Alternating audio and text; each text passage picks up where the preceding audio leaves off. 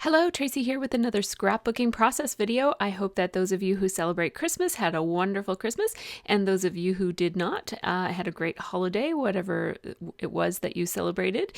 And I'm here to share a layout of a photo that I took over the holidays and also quite extensive journaling, which is very unusual for me.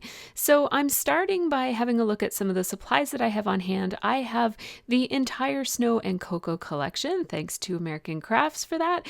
And I also have the November Hip Kit, thanks to the Hip Kit Club for that. So I have I have an idea in mind of what I want to scrapbook about, and I know that it's going to involve quite a lot of journaling or space for a lot of journaling, which is unusual for me. So I'm trying to keep that in mind right from the beginning so that I don't run out of room for it. I'm having a look at these phrase stickers from the Snow and Cocoa collection, and then I'm also having a look at the papers that I have from that collection as well.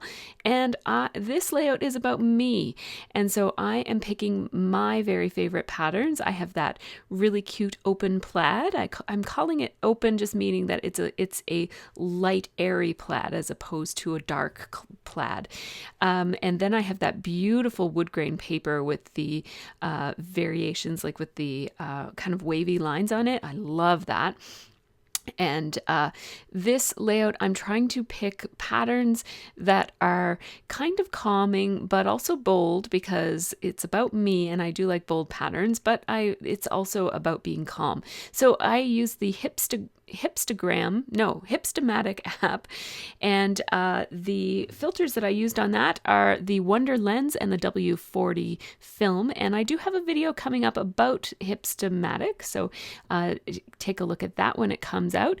And then I also used an Instagram filter, the Clarendon, I think it's called, filter, and that just increases the brightness and contrast a little bit, and it also adds a bit of a blue hue and makes my photo a little bit cooler than it was when I just ran it through Hipstagram. I probably could have gotten that look with a gel flash or something on the Hipstamatic app, but I just didn't figure that out. So the font that I used is the font from the Snow and Cocoa collection. It is called, let me see what it's called. It's called Bright, and I love the casual. You guys know I love a black foam letter.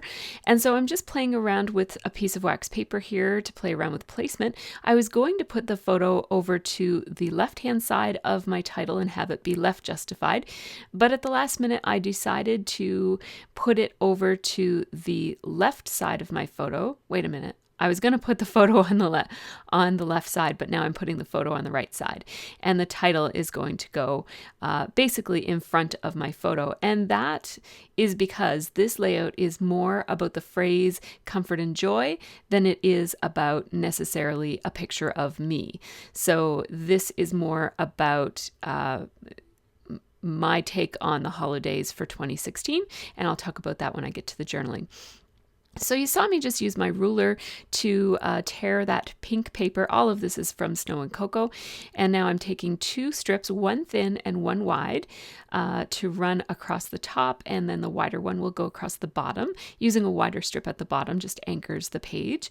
And then I really liked the back side of that pink pattern paper with that. It has a large blue snowflake, and I thought I would layer that behind. And then I thought I would do, this is one of my standard design cheater hacks or techniques when I'm not sure what to do, is I just put a couple of strips behind my photo, and that's kind of my go-to design, is to have 3 strips of pattern paper. What I like about using this technique on a page is that it gives you a chance to showcase a couple of different pattern papers all together, and it's a bit of a no-brainer. You don't have to think too hard about how to do it. My only thing I had to consider here was that one of these papers was different than the others in that 2 of them had a white base and 1 of them has a blue base, so I'm putting the blue one in the center.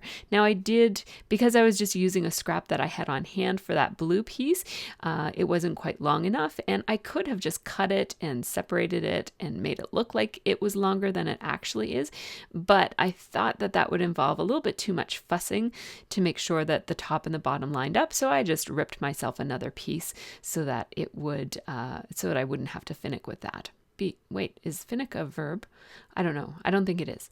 Anyhow, so I cut them a little bit too big, or I tore them a little bit too big. So I just took some of it off.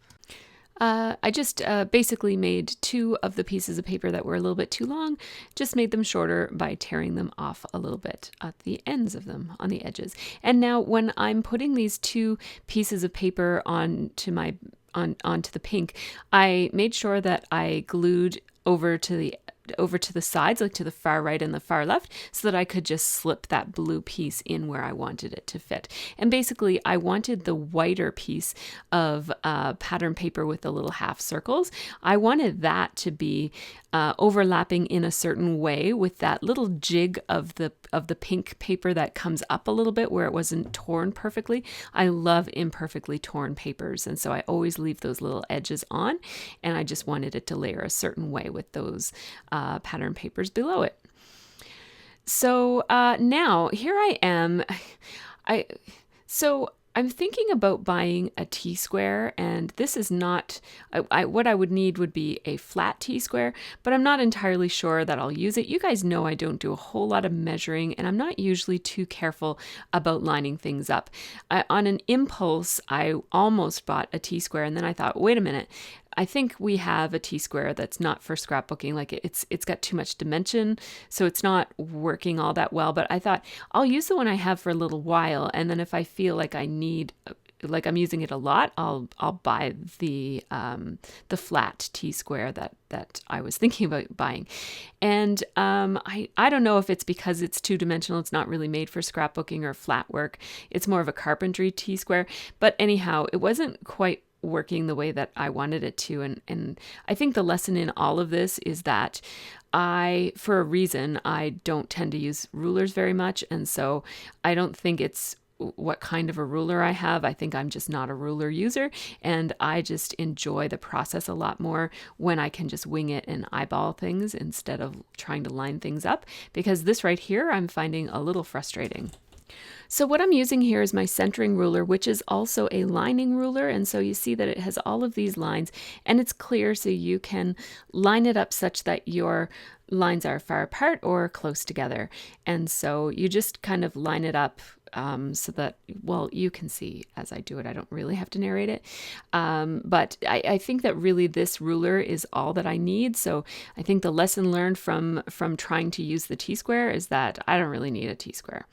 So that's what I'm going with. And you see, as I'm doing this, that I'm actually running my lines not straight. You can tell quite a lot from this video here that my ruler is definitely going over to, like, down over to the right side, which results in my lines not being straight. But that's okay. Once I write on them, and I did correct it a little bit here when I realized what was happening, so that by the time I got to the bottom of the pink pattern paper, it was more straight.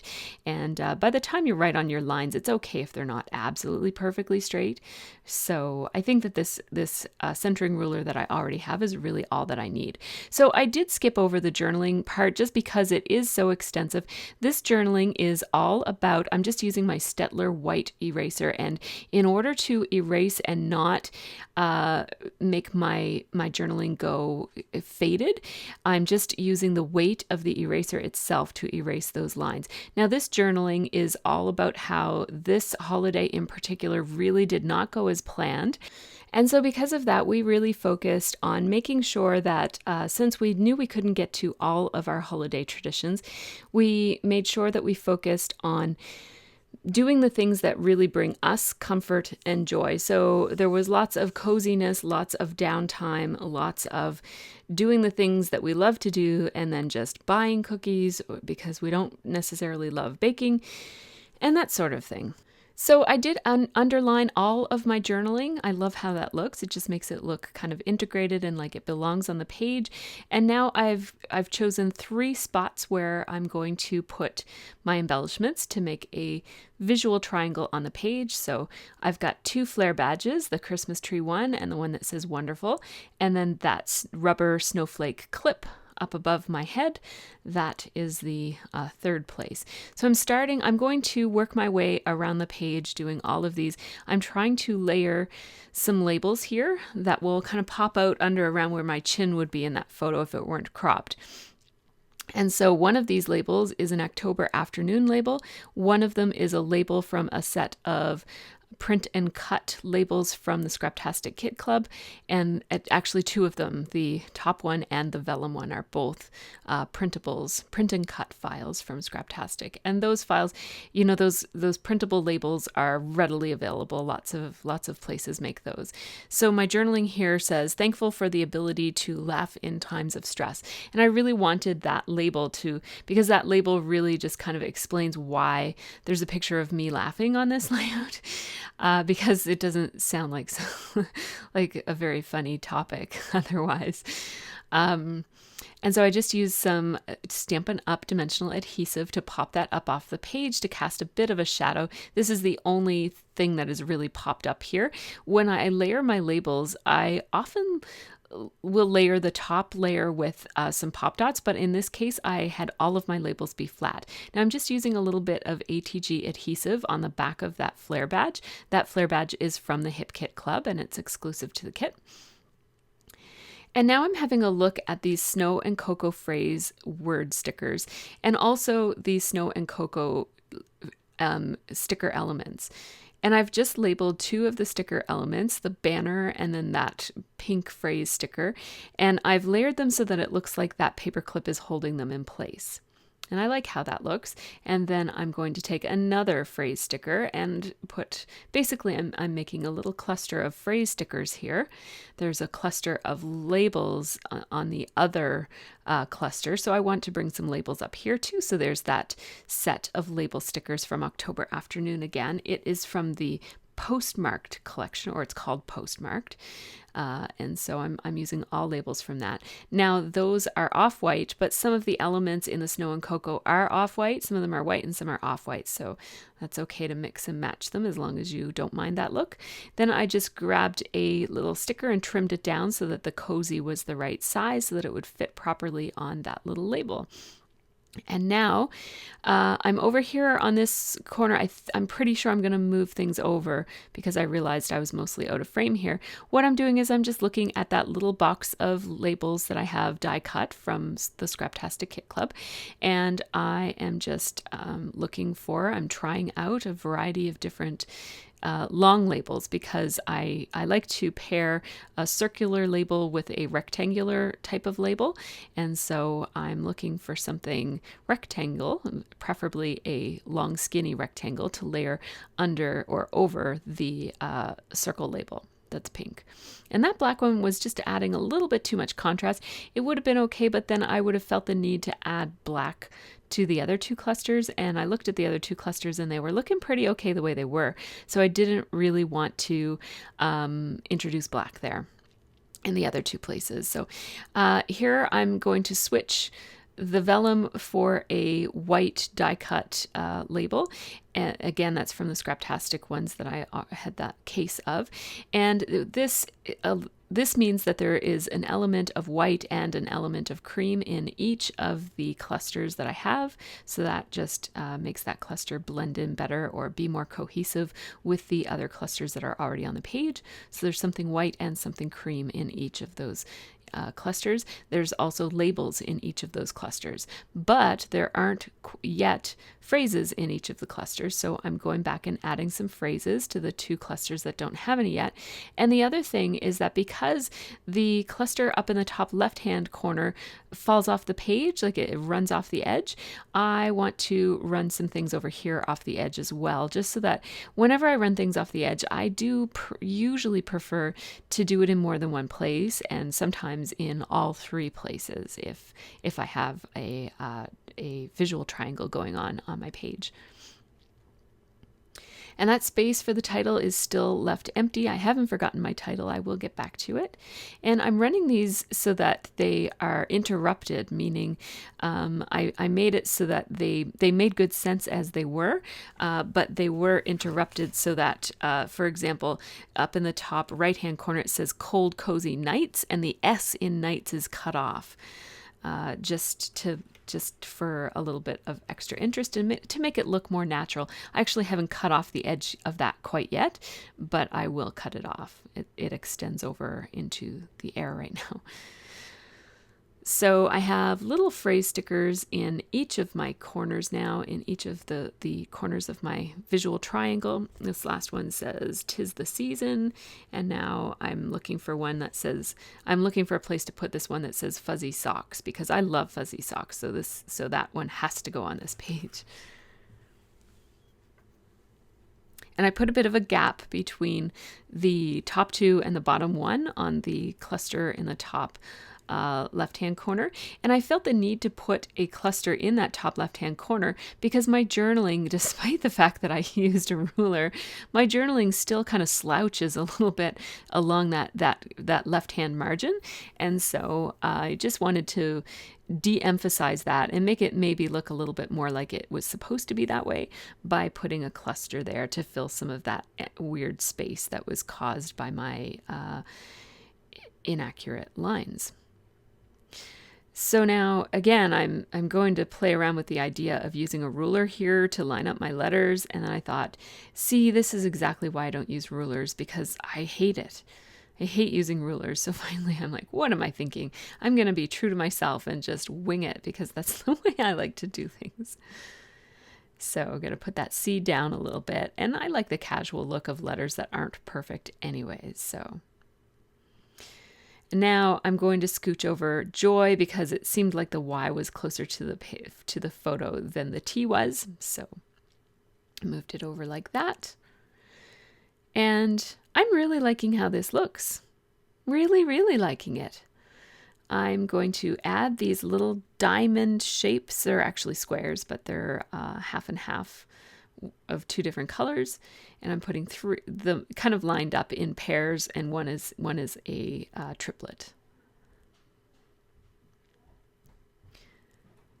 So, and then the last touch is I wanted to fill that space in front of the ampersand. So I put that cute little bird there. And I chose the bird because he doesn't look terribly happy. He looks kind of uncomfortably bundled up. And I thought he looked kind of quirky for this layout that isn't all sunshine and lollipops. It's more about, the reality of life and that sort of thing. And, being happy even when things aren't perfect. So I am at my sewing machine now, and I'm just running a straight stitch all the way along. I ran it along the top border and twice along the bottom border, just because it is a thicker piece of paper.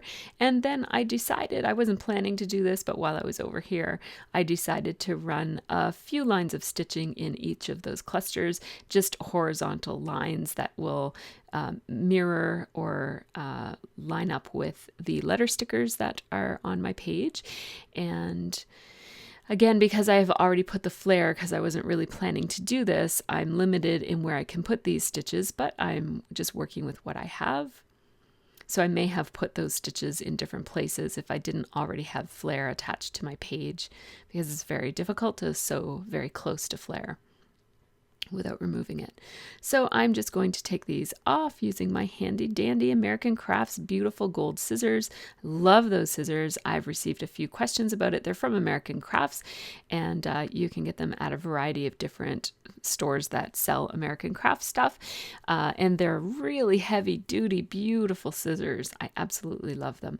I'm pulling up the edges of the trim that I have on the top and the bottom, and then I'm just putting a couple of pieces of Stampin' Up! Dimensional adhesive to hold the space up a little bit and cast a few shadows on the corners of some of those layers. And now I have my Tri-Plus Art palette, and I am going to flick some splatters of white Mr. Huey's.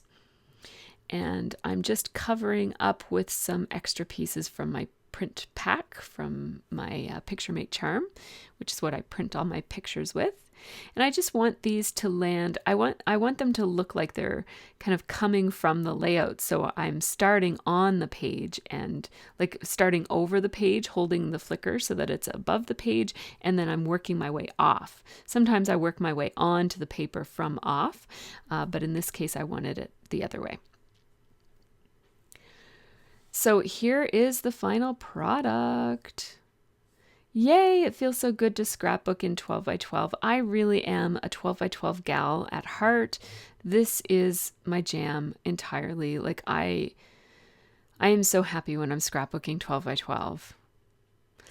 So here's what those embellishment clusters look like. I think the stitching just adds a tiny little interest along with those little splatters. They fade as they dry, which makes them even more subtle, which is really what I was looking for here. I didn't want overkill.